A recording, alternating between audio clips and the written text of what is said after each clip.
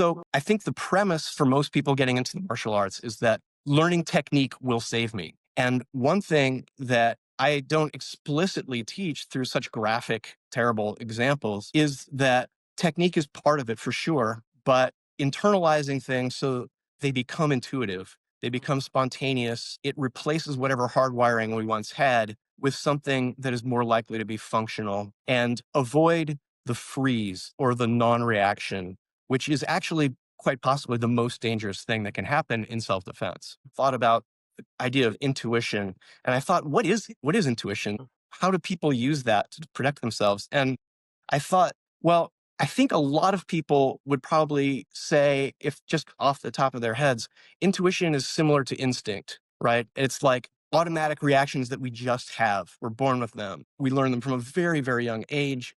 And that's what we've got. Those are our tools. And some people say, oh, I'm an intuitive person. Someone walks into the room and I can immediately tell whatever. They may or may not be right. Some people probably are. And a lot of people probably think they are and aren't really. But I'm not so interested in that type of intuition where you just know things. I've met people who really just perceive, you're one of them, people who just perceive in ways that other don't. And that's wonderful and beautiful, but that's not what I'm concerned with as a martial arts instructor. It may very well be what you're concerned with your clients, but what I'm concerned with is people who want to cultivate and kind of replace whatever wiring they were given through genetics and through social conditioning and through the way they were raised by their families, and people who want to replace or augment that with something that they have chosen and which can help them.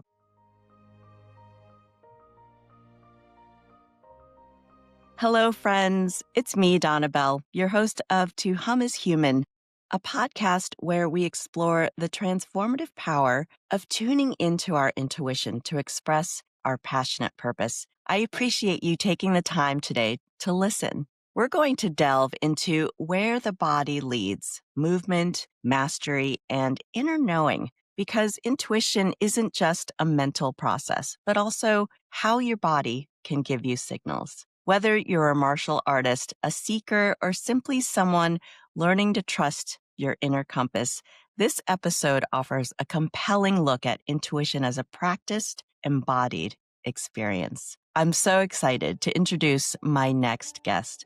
Bill Tuman is a 5th-degree black belt and head instructor at River Valley Taekwondo, where he's been teaching the Jidakwon style of traditional Korean martial arts since 1997. With over 3 decades of experience, Bill brings deep insight into how movement, discipline, and energetic awareness cultivate intuitive knowing, especially in the realm of self-defense. But Bill's practice extends far beyond the dojo. A true polymath, he moves fluidly between passions, from Ducati motorcycles and obstacle races to fiction writing, language study, craft cocktails, and website consulting.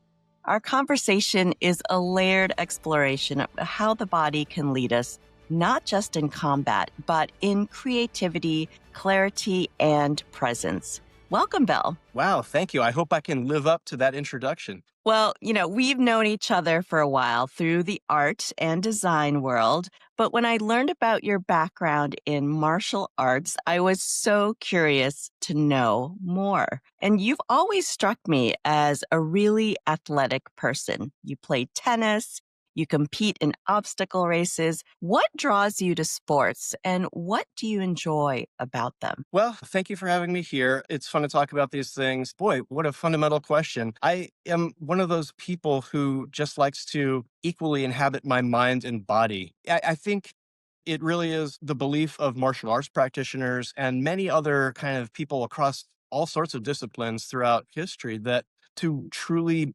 maximize our human potential, we need to really fully inhabit our minds and our bodies and our spirit, the old YMCA motto, mind, body, spirit, right? I, I believe it's true, but if you're in touch with all those pieces of what makes us people, then we are fully living. So how did Taekwondo first find you, or how did you find it? I had a cousin who was a black belt. My mom has a huge family, and I had lots of cousins, and I really liked this one. So I admired that member of my family, but that didn't really draw me in until a good friend in college had done Taekwondo for the first year we were there. And for the second year, he said, "Oh, why don't you come check this out? I think you'd like it." And the moment I saw a demonstration, just it was love at first sight. As a little bit of background, the origin stories of lots and lots of martial arts instructors include two things: poor health as a kid and bullying. Well, I'm Oh, fortunate enough to have not had bad health as a kid, but I was bullied for years and years and years. oh. And it was really pretty intense. You would think that, well, there's the answer. But the funny thing is that I was so kind of beaten down by the by the treatment I received in middle school from middle school kids Mm, that it just never even occurred to me that I could ever physically defend myself. It just seemed like I was not wired that way. It was not my destiny, and it was not possible. So oddly enough, I never thought about Taekwondo in terms of self-defense at the beginning. Instead, I just was electrified by the beauty of people's bodies in motion. And they weren't doing anything fancy. A lot of Taekwondo demonstrations these days, you've seen them on viral videos. People are jumping 20 feet in the air. They're getting boosts like gymnasts or cheerleaders, literally flying through the air, turning boards into confetti as they kind of rain down upon the crowd and just doing spectacular rock show, Cirque du Soleil type things. The demonstration I saw, they weren't doing this at all. They were just doing the day-to-day training things that we do, techniques, combinations, some sparring and things like that. To be honest, I don't even remember the sparring, or there might have been board breaking of some kind, but I don't remember any of those things. What I remember was just how beautiful it was to see people moving with this grace and power, and they were confident and they were fully embodied. They seemed to have a purpose, and that purpose was beautiful and so elegant. And I would not have been drawn to ballet at that time in my life. Later, I would be, but at that time, this just seemed like it embodied the physicality I'd done from playing competitive tennis in high school. And I already was sort of in my body, but this seemed to draw things all together and be something that I just desperately needed to do. And I mm. immediately just threw myself into it and have continued decades later today. Well, the way you're describing it, it really does feel and seem like a dance performance. There's something when your body and intention come together as one, and it's seamless when you see it fully embraced in its absolute potential. And I imagine that must have been such a beautiful experience to watch. And I've seen some of those viral videos. I can see why they're viral because they're spectacular. But I too would probably be more engaged with something more quiet, yet strong and powerful. So, for listeners who may see martial arts and have been watching those videos as purely physical or combative, how would you describe the deeper, perhaps more internal or philosophical dimensions of Taekwondo? Yeah, in 2025, I think that the when people hear the words martial arts, they don't think the same thing that I did when I first started practicing in the late 80s. In the 80s, we may have had this kind of received cultural stereotype idea of like the wise East Asian master who would have a profound Zen like experience with us as we train and stuff, which may be just as far from reality as what we have today, which is, today when people hear the word martial arts in the larger culture and they don't have training, I think the picture that pops into their mind is like MMA people, being in the octagon and having blustery weigh-in like boxers used to do. Yeah, And, performance in a way. and right, right. And that, I mean, that holds no appeal to me whatsoever. I don't know what I would have done if I were a teenager, 19 years old, which is when I started, and that was what was in the air. I can't imagine that martial arts training would have appealed to me at all. And so I think for me, I mean, throwing the MMA stuff off into the side where it belongs, and also being aware that the white bearded old master in the mountains isn't really what martial arts training is either, but trying to find where's the middle ground where there's reality. So for me, I think the point of entry for martial arts training is there should be a self-defense component to it. And I actually have never fought someone using my Taekwondo techniques, a mugger, scenarios that people imagine maybe when they start. As I said, I didn't have those scenarios. I didn't even occur to me that I could defend myself with this. But I think the metaphor of self-defense is extremely useful because the intersection of practical, meaningful techniques that have been developed, sort of like an evolution-like process over very long periods of time, hundreds of years, tapping into the elegance and beauty of things that actually have utility. It is dance-like, but it's not dance. Dance's function is to express some sort of truths or aesthetic statement through the body's motion. And for me, martial arts training is most meaningful when it's expressing self-defense rooted concepts, which even when they are never used for self-defense, still provide meaning that separates martial arts from other beautiful things like yoga or dance. And to wrap that thought up, the thing that is meaningful for me is that in self-defense, the stakes are very high. If you don't succeed, you will come to harm in this sort of scenarios that you might imagine. Or the people maybe you're trying to protect your family or someone, just some stranger on the street, you see something terrible happening and you want to intervene. If you fail, the price could be very high for you. And the word martial really means war, right? Martial arts usually are not war related, actually. There are no armies of monks coming together and like having thousands of people doing these martial arts techniques. It's really more of a personal, small group self defense situation. But to me, the distinction is your life is at stake, the lives of people you care about, or even people you want to defend for whatever reason is at stake. And so your training is informed by the idea that this must succeed. Mm, And you must throw yourself into it with everything you have, your heart, your mind, your time, your sustained attention and energies. And that's what makes martial arts different from all the other movement arts, from dancing, from gymnastics. They're difficult, challenging physical feats that I can imagine are very satisfying to undertake and to acquire mastery in. mm, But the idea that your physical safety is the stakes mm. infuses this with different meaning that can take people to impressive places that they would not have gotten otherwise. Well, let's go back a little bit because for those who don't really know what Taekwondo is or what the history of Taekwondo is, could you briefly describe that for us if you could? The more you know, the more complex it gets. We could have a 10-part series on the history of Taekwondo, but in brief, the bullet points are that Taekwondo is an empty handed, meaning no weapons are involved, martial art that comes from Korea that is similar to Chinese Kung Fu or Okinawan and Japanese karate. And it is because of the geographic and cultural interactions between those three big important East Asian countries. Korea has absorbed and transmitted martial arts. It's been a hub where martial arts information has passed through and cultivated over hundreds of years. But its most recent influence was the Japanese occupation from the early 20th century through World War II. And so their most recent influence we have on Korean martial arts is Okinawan karate through Japan.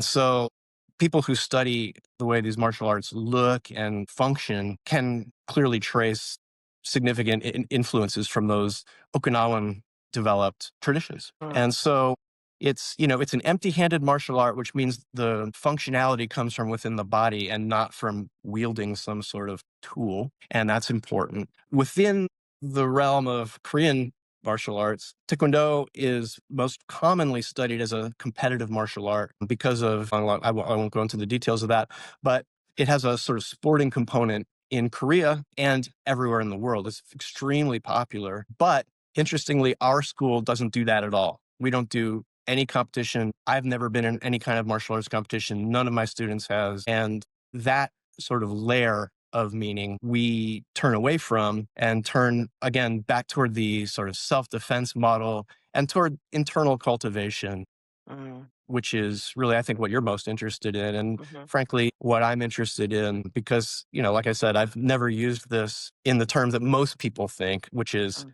someone jumps out of an alley and you reduce them to rubble. Like Right. I've never done that. So yeah, the internal dimension is much more important to me. And I think to most of the students who think that I'm a teacher worth studying. Yes. Well, I knew you would be able to encapsulate that for us in such a beautiful and very tangible way. Now, when you're working and practicing Taekwondo, how can you differentiate between a physical reaction due to fear or stress versus a true intuitive feeling in the body? Oh, that's a great question. I was hoping you would ask something sort of like that when you asked me to be on this podcast, because the sort of intersection of intuition and the body There's so much to talk about there. So thank you. That's a great question. I would say that in going back to the self defense metaphor for practice, I would say that most of the people who come to my school for martial arts training, and I would suspect for martial arts in general, self defense is at least some component of why they're there. And I think most people's expectation is they learn these sort of magic tricks, physical techniques that will make them invincible. And they just go out and do these things and they can walk the streets boldly without fear. And that's not completely false. But people who are really good at martial arts practice and application on a daily basis, like people in law enforcement, bodyguards, prison guards, people who can realistically expect to defend themselves against people who really mean them grievous harm and are highly motivated to deliver that harm. People in those situations, they think of the technical training as important, but they think of mental training as possibly more important. What I mean by that is there's an interesting study of soldiers in World War One. It was the first war where people really studied war as a sort of science with modern scientific methods and made conclusions about it. And one thing they noticed was these waves and waves of 18-year-olds who would jump up out of the trenches and start walking across no man's land and just be cut down immediately. They realized that a huge percentage of these people, like more than half, never fired their rifles once. They just jumped up and they sort of walked to their doom. It's a terrible, terrible thing to think about. But the insight they had was they didn't shoot. And they realized that the sort of firing range, kind of learning how to fire a rifle, the technical side of firing a rifle, they'd been trained in, but they hadn't been trained in here's what you're going to do when you're out there in the battlefield and why you're going to do it. And they didn't have a sort of indoctrination. They were not hardwired to fight back. And because it was not hardwired, it was not intuitive. And therefore, they were helpless and they didn't function. And you can see a parallel to the way animals are in nature. We've heard a lot about the fight or flight split. You either fight or you flee. But people who have really studied this since that term was developed think, no, there's actually a third option, the freeze option. And that's a submission, or it could just be overwhelmed. So it's not fight or flight. It's nothing. It's no reaction. And when I was being bullied as a kid, that was my reaction. I just withdrew and hoped they would go away, which of course had the opposite effect. It intensified. And that's the case with a lot of people who like us, are probably not going out and like trying to go to pool halls with bikers and like start some. Most people just want to go about their business and not be hurt. Mm. And for those people, they're just decent people. No one wants to fight. It's very, very common for people to just freeze, not function, submit. And that really puts that person at the mercy of predatory people, aggressors of some type. Mm. And I'll give you one last example about the sort of how to make something become intuitive that might actually just, in absence of training, might make it so it's not only not intuitive, that it just doesn't happen at all. They've done studies of police officers who are killed out in the streets. And they've found that some significant percentage, again, I don't have the numbers at my fingertips, but some significant percentage of officers would be in life-threatening danger and would be reaching for their firearm and kind of fiddling with the snap on the holster or fumbling it, trying to get the safety turned off. And like they would think the answer is this gun that police officers carry on the streets. And they would have such tunnel vision on this device that there was like their magic cure for their situation. They would get such tunnel vision that they'd be being stabbed repeatedly or hit with blunt objects or just, and they would only be thinking about if only I could get this snap open. And they wouldn't do other things that would actually help them. Mm. So there's a bunch of different examples I've just given you of people who have the tools to survive who simply never use them for a whole series of complex reactions that people can have. Mm. So I think the premise for most people getting into the martial arts is that learning technique will save me. And one thing that I don't explicitly teach through such graphic, terrible examples is that technique is part of it for sure, but internalizing things so they become intuitive, they become spontaneous, it replaces whatever hardwiring we once had with something that is more likely to be functional, and avoid the freeze or the non-reaction, which is actually quite possibly the most dangerous thing that can happen in self-defense.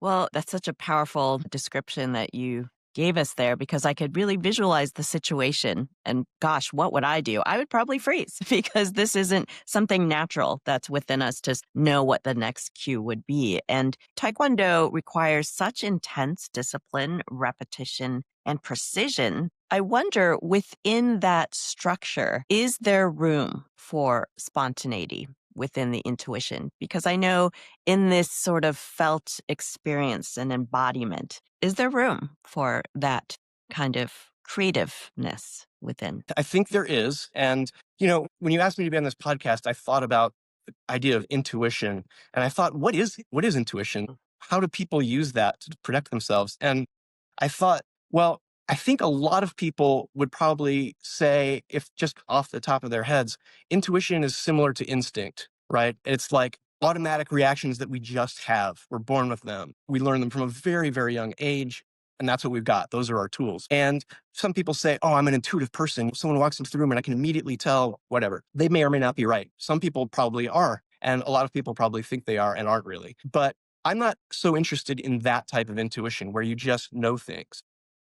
People who have that, I mean, I've met people who really just perceive, you're one of them, people who just perceive in ways that other don't. And that's wonderful and beautiful, but that's not what I'm concerned with as a martial arts instructor. It may very well be what you're concerned with, your clients. But what I'm concerned with is people who want to cultivate and kind of replace whatever wiring they were given through genetics and through social conditioning and through the way they were raised by their families, and people who want to replace or augment that with something that they have chosen and which can help them. I think, well, let me give you one last example from outside of the martial arts world of a scenario like the police or the animals or soldiers. Imagine you were going skydiving and you've never done it. Probably in the moment you sign up the online form that says, I'm making an appointment to do this, from that moment on, you probably get more and more anxious. And you think about it more and more. And as the week gets closer, you wake up in the morning and you immediately, oh my God, I'm skydiving in 4 more days. And as it gets closer and closer, you get more and more nervous. And as you drive to the airport, you're like, oh my God, am I really going to do this? Am I going to go? And as you're getting onto the plane, you're like, I really got to get out of here. There's no way. But you're like, nope, I've told everyone I'm doing this, so I have to. The plane takes off the ground, it climbs to altitude, you approach the door. Every single one of those moments, you get more and more rumination and visualizing terrible scenarios, or think about bailing out in the figurative sense, not the real sense, or the real sense. Basically, it just consumes you. And that can really color the experience that you have. And I would guess, except for the most extreme adrenaline junkies, probably almost everyone who goes skydiving has exactly that same progression. Hmm.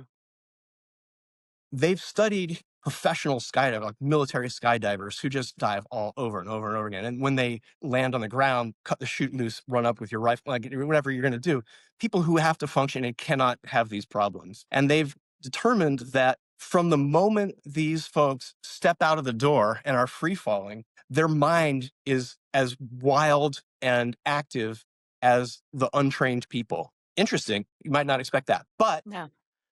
But 5 seconds before that, they're just sitting around eating a bologna sandwich and like making jokes with their fellow jumpers. And so they haven't had any of that week-long or month-long run-up. They haven't given it a thought. It's utterly natural to them. And within seconds after they're on the ground, they are back to normal and they're doing whatever they have to do. And their pulse rate is low and their minds are stable. And so they are correctly, as one should be, highly engaged and active, and their minds are running at 1,000 miles an hour. They can see like every second is split into 1,000 subseconds, and they're very attuned to what's happening while they're falling, and there's incredible danger. And then they shift into a different mode, and they were not at all trouble going up. So I think that's a good metaphor for self-defense, which is when people are trained, they can be extremely engaged and active in a moment that really matters, but they can be calm and make choices with their prefrontal cortex rather than their amygdala, like Right. their sort of lizard brain. They can make rational choices and function in ways that the untrained people might be able to, but may very well not. And Mm, if they're not trained, it's a matter of luck. Maybe they'll work, maybe they won't. If they are trained, they just get much better odds. You can still fail and freak out if you are highly trained, mm. but the odds just go down.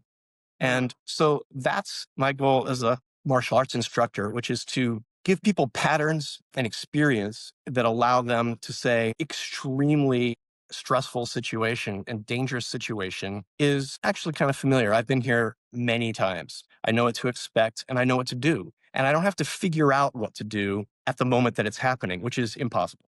Mm. Maybe Mhm. not impossible, but you'd have to be really lucky, you know? There are all sorts of factors that you don't control that will determine if you are untrained and are going to succeed. Mm. The best way to learn how to fight is to just get in tons of fights and you'll learn. Okay. But the thing is, most of us don't want to do that because it's unethical. You don't want to hurt people unnecessarily. Or And if you yourself. get in lots of fights, you're going to get hurt a lot at first. So people want to avoid that. So, how can you sort of approximate that and have the feeling that this is familiar? I know what to do. I'm comfortable when that moment happens. Mm. Does that sort of make sense? Absolutely. I mean, first of all, the moment you mentioned bologna sandwich and someone jumping out of a plane, I was just like, that would me either be projectiles all over going down with me. But in essence, what you're speaking about is the ego is essentially that chatter that's coming in, asking all the questions, saying possible scenarios of things that you can't really control. And there comes a time when you come into this work where you have done this repeatedly over and over and over again, that it then just becomes this sort of second nature. And that chatter just goes off to the side. And the way that you describe that they have this, like maybe 5 minutes before they jump, go into this phase, but then are able to. It's almost like they go into another mode and then they land and then they're done and then they go about their day. And I imagine that because of this sort of internal memory within your body, it has to be fully physical because if you get caught in the mind, you're going to spiral and you're going to probably take yourself to a place that you really didn't want to go. So yes, that was quite um enlightening. So I really appreciated that conversation because that was yes. Anyway, so going back to teaching cuz now we can go back to what you are doing currently now. You are the head instructor at River Valley Taekwondo and there's something about being a teacher. So, what does it mean to hold space as a teacher, especially in a martial arts environment where respect and hierarchy can sometimes feel rigid? Great question. Well, I think the instructor sets the tone for what the school is going to do. I sort of painted a sort of framework in which people train, but the instructor sets the tone in which that framework happens. And it's very finely sliced. You can be anything from a very kind of collaborative, nice school where people are laughing and comfortable to a really paramilitary school where, no, sir, like people are very structured and very kind of chest thumping. And there's just a million different ways that that can be sliced and the experience that people can have as a result. Ours is a very technically oriented and kind of cerebral school. Try not to kind of have a fun, kind of good time atmosphere. We try to have a very serious, structured atmosphere, but at the same time, we're not competitive and sort of testosterone drenched. We don't want to be standing at the top of the hill. There's a quote, Isaac Dinesen said, and I have defeated all of my foes. I stand among graves. We That's not what we. It's really profound and Hmm. sad. We don't want that. We want to be part of a community that is bring everyone along and helping everyone along this long journey of accomplishing these goals in the structure that we've set out. I think when people join a martial arts school, it's often because they heard about um, fill in the blank of some name and their friend said, this is the best one. Or maybe even it's just the one that's close to their house so they can drive there easily. They drive by it every day on the way to work and there's a big sign. People often don't have very good reasons for selecting a specific martial art that they want to study. And I would think that the most important thing they can do is choose an instructor who they have good chemistry with, and who they want to follow. There's certainly built into this hierarchical structure you described. There's certainly the potential for a martial arts school to become cult-like and awful in those kinds of ways. I have a certain amount of vanity. One of the things that I fight is my own personal vanity. And so at once, I tell people when you come into my dojang, which is the name for a Korean martial arts studio, when you come into my dojang, you have to do what I ask you to do to your very best that you can. And you have to do it over a sustained period of time. And you can question things after class or before class, but when I'm asking you to do it, you need to do it. And so coming in here, you are saying, I voluntarily submit my sort of autonomy to a certain level because I trust you. And I trust that you have my best interests at heart. And I trust that you are farther down a path that I would also like to be on. The difference between us and a cult is that people are free to leave at any time. You tell them not to have contact with their families. And like, there's like a lot of things in the correct formal definition of a cult that like we don't do at all. But I do say, and this comes straight from my experience as a college student. As a college student, I thought I was an artist. I was a writer, fiction writer. I thought I was an artiste. Like nothing could stop me from doing what I want. I was, self-destructive and destructive in the world in different ways because I was like, I'm a wild man. I was 19. So that's probably not the only one who was like that.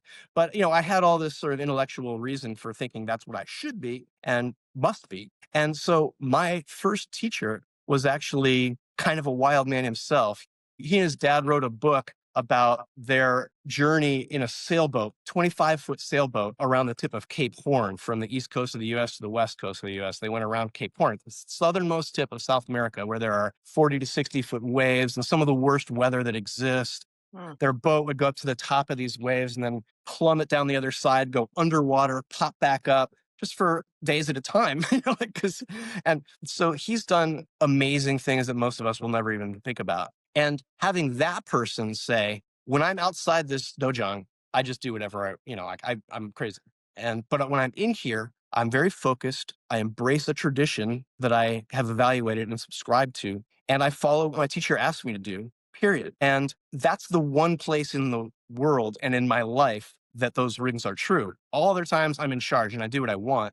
But here, that's what I do. For 90 minutes, all I do is what my teacher asked me to do and follow this program of study. And I heard that, I thought, no, not me. But like actually I said, yeah, no, this guy is awesome and I'm gonna see what he's got. And for a year and a half, I studied with him and I really did that. And I found that it was nice to have a refuge where I was not in charge and where I was not the person who called the shots and who someone I respected and trusted did those things for me with my best interests in mind.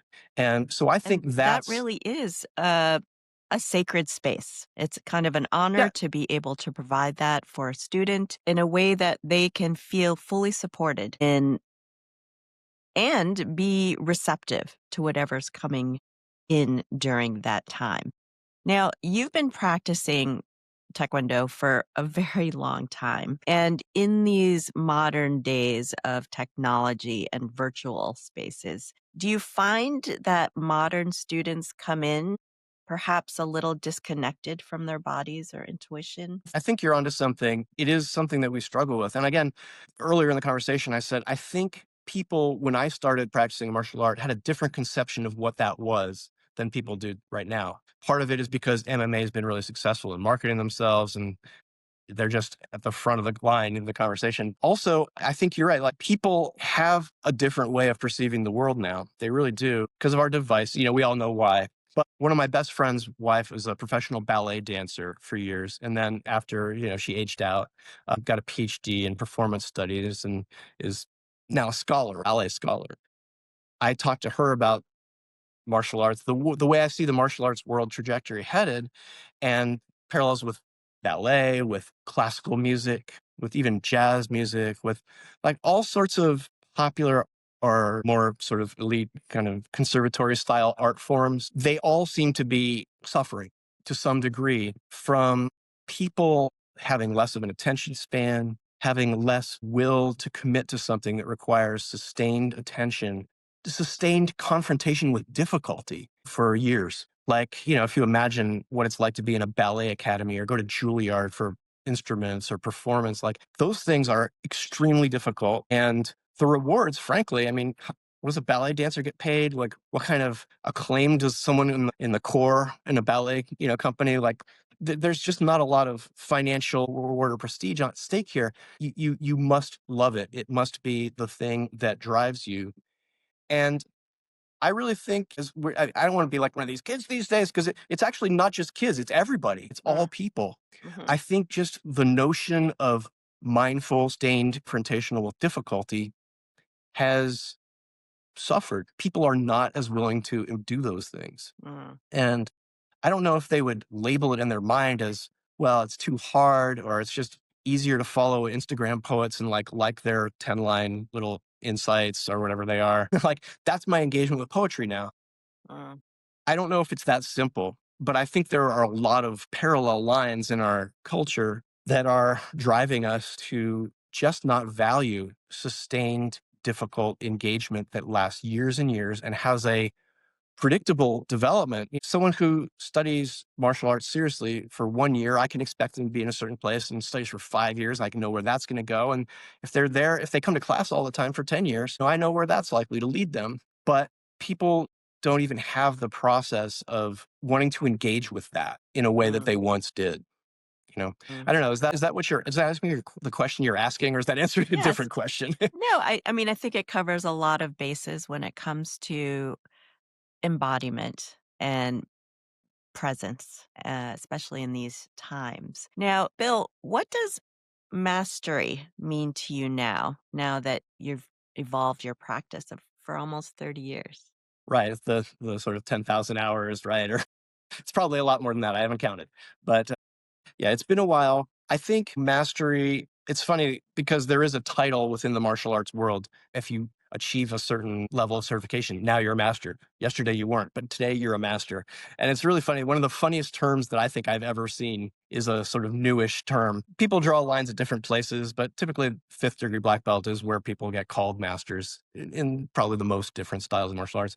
It's de rigueur for like all masters to say, well, I have this title, but if I'm a master, geez, like, oh, I shudder to think of like what. Anyway, most people who have achieved these titles would be the first to disavow them. So, but the funniest title that I've seen in years and years, this is something I just noticed within the last maybe 10 or 15 years, is when people get to be fourth degree black belts, they are now called assistant masters, which I think is like the funniest term that I can imagine. It's like the assistant to the assistant of the executive.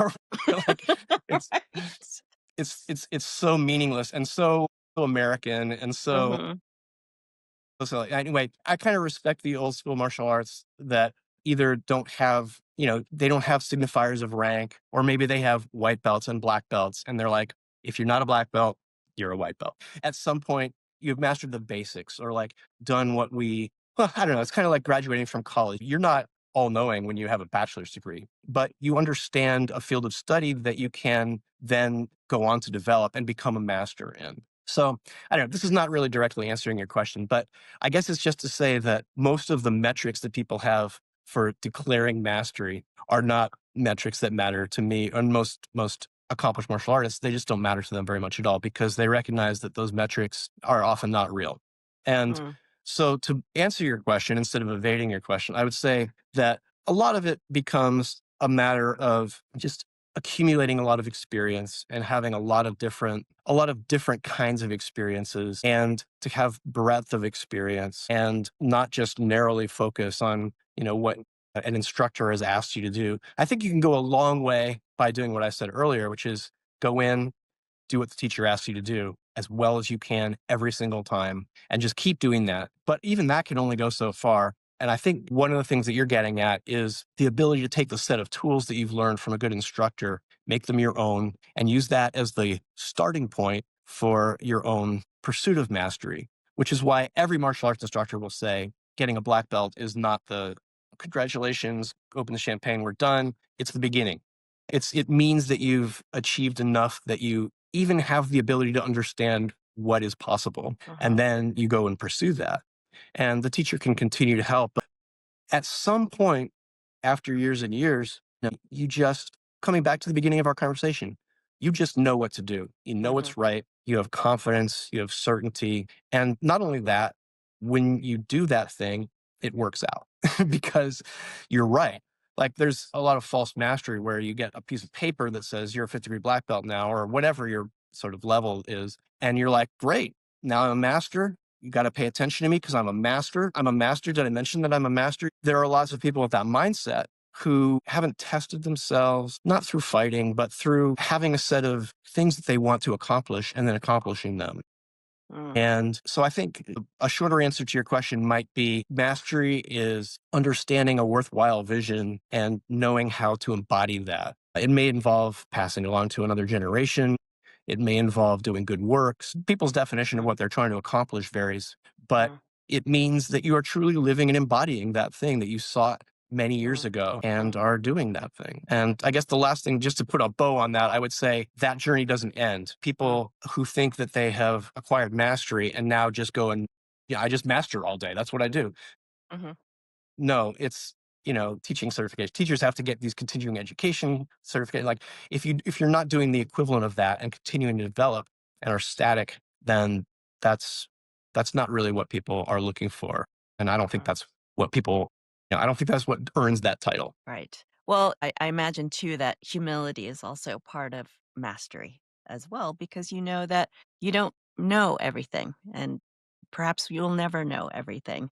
And when we speak about teaching, I know in my own experience of teaching at the college level and going through all the evaluations and trying to look at my own teaching, there's that curve that they speak about, right? So when you first begin, when beginner's mind, you're unconsciously incompetent. You don't realize how much and how little you know. And then once you start training, then you become consciously incompetent. You understand now how little you know.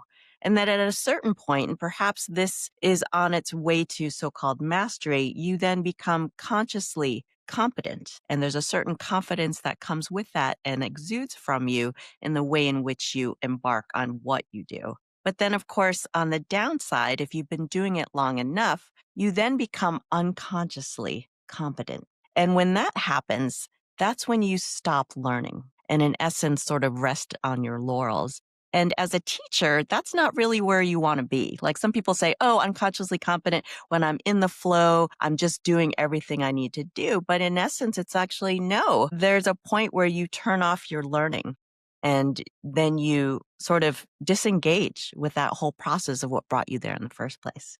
And so I love that you speak about that. Yeah, being a master is just a title, but in essence, you're just at the next level, starting over again and really understanding what that means. So it's such a beautiful way of speaking about mastery.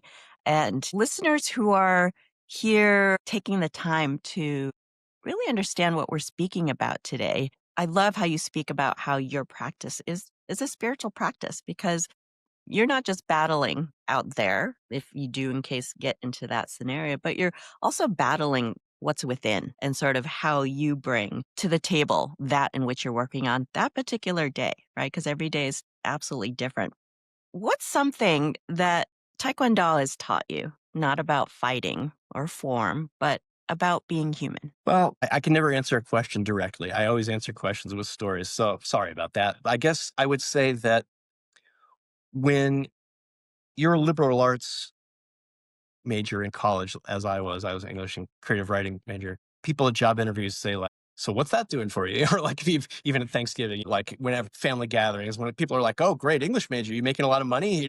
And you say, "Well, okay." On the job interview, how has English prepared you for doing fill in the blank? The standard liberal arts person's answer is liberal arts, where they say it's taught me a way of learning things. And so when you understand how to learn and how to challenge preconceptions and how to check, verify sources and find out what information is actually correct and just make these sort of unquantifiable decisions. That's the difference to liberal arts and STEM. Liberal arts things are unquantifiable. You make decisions and judgments based on other qualities. So liberal arts has taught me how to do that. And I would say that when I try to explain the benefit of Taekwondo really for people, especially if they're not planning to fight. Now, it would be nice to be able to have confidence and defend yourself. And by the way, coming back to the bullying conversation, uh, Taekwondo utterly changed me. I never worry about being in physical danger now, not because I'm invulnerable, but just because I know that if some kind of physical confrontation happens, I will know what to do. I'll do my best and I'll prevail or I won't. But it won't be because I didn't know what to do. Like I'm prepared. And so that is what allows me Mm, to not worry about it. So I'm going to mm, say that in Taekwondo, in martial arts study, you also learn how to learn, very similar to the liberal arts answer. I would say that what martial arts training does is it teaches us how to learn, not through reading and research and sources and evaluating the strengths of different arguments and trying to deflate others' arguments just as a way of testing them. If they hold up, then they're right. If they don't, if they, then you try to find other truth. That's a process that liberal education teaches us. Martial arts education doesn't teach that same process, but it does teach us how to learn. And it does teach us how to prevail in sort of generic situations. It teaches us how to prevail in times of struggle. And the way it teaches us to do that is by one of the ways, probably the least exalted way, but the most foundational way that most people who practice martial arts will experience is this. It teaches us how to use technique, the concept of using technique that we study very carefully and can do a certain thing that will help us get to a certain outcome. And this is broadly applicable, not just for self-defense. For instance, we learn techniques for staying calm when we're afraid, and we learn techniques for how to hit something really hard so it breaks. But the common thread that people who study for many years experience is that they will understand how to reduce a challenge to manageable bites and how to overcome those things by using techniques, technical training. And that's what's broadly applicable. And then I would say the next step of that is something you said earlier, which is to lose your consciousness of using technique. That's when you are much more advanced, is having the foundation of technique, you then lose it and come back to beginner's mind, but informed from a totally different place. I think like if you're in art school, you have to learn how to draw very realistically and use shading and use line and volumes and stuff. Once you've learned that, you can be Jackson Pollock. But if you don't know any of that stuff and you just go out to be Jackson Pollock from the go, it's not going to be the same. Making Mm, choices is the key there. And mm, so I would say if you're looking for an example of how I actually practice Taekwondo, and like I haven't fought people, but I use Taekwondo all the time. And I often don't know that I've used it until later in hindsight. I reflect, like, I guess I used some aspect of my training there. And I would say one thing that comes to mind is we hired a contractor to do some work on our house and did an incredibly bad job, just an obviously laughably bad job. And I reality checked that I had three other contractors come in and they were all like, oh, they're shaking their heads sadly, like, don't pay that guy. And that's really against my nature. Like, if someone does work, I expect to pay them. But this was so egregiously bad that I was like, I'm going to have to pay more than I paid this person to undo their work and do it right. I just mm, can't. Like, if there's ever a person that you don't pay, it's this person. That comes down to a terrible direct confrontation where that person's going to be mad. And so this guy was legitimately a tough guy. He had like all these scars on his arms from doing like who knows what. Like, you just look at this person, you'd be like, that person has some knowledge. I don't know what it is, but it's not to be trifled with. And this guy was upset. He's like, hey, you pay me now? And I was like, absolutely not. And here's why. And I spelled out the case. And as I guessed, this guy like started leaning in and like had that body language. Like, I don't think he was trying to explicitly threaten me. It was a pressure filled environment. And if I imagine what I was like when I was 17, freeze, I would have frozen. I would have said, we'll pay you half the money. I would have just folded. And in this confrontation, I just stayed calm when I said, here's our case, here's the research I did. And I didn't threaten him. I didn't meet his aggression with aggression of my own, but I didn't back away from it either. They talk about the physical confrontations that people have, like martial arts masters talk about the physical confrontations they've had, and most of them ended up in not fighting. And really just like standing in a position that is secure and protected and solid while being calm is one of the best ways that if you can't just walk away and say, hey, I gotta go, like if you can't do those kind of de-escalations and just leave the scene, which is the best outcome, if you must confront somebody, the way to confront them is be calm and reasonable and also unassailable. And, this person I could see like after this flare up, he eventually settled down and he was not happy mhm, and he probably didn't agree with me, but mhm, he also just settled down and, mm, left. mm, Our house hasn't burned down and after that as a result of him sneaking in at night and doing like it de-escalated and it resulted in the outcome that I was looking for. mm, And we're not going to be like pals hanging around and mhm, like watching the sunset together, but we are also not enemies. mm, And eventually I had the work done by someone else who did it great. So mm, that to me is not directly involved with the training that we do in the dojo, mm, but it couldn't have happened without that training mm, because I wasn't concerned about my physical safety. I realized I had things that I could use that did not involve escalating the way he wanted to. mm, And my body language says, that I was not intimidated and Uh-huh. was going to just continue to see these are the facts. Uh-huh. They're the facts. You can't argue Yeah. with them. Here they are. And that strength, allowed me to not have to use more outward and inflammatory types of strength, which I Uh, think is what people mean by Bruce Lee in Enter the Dragon said, "This is the art of fighting without fighting." Well, right. that's what it is.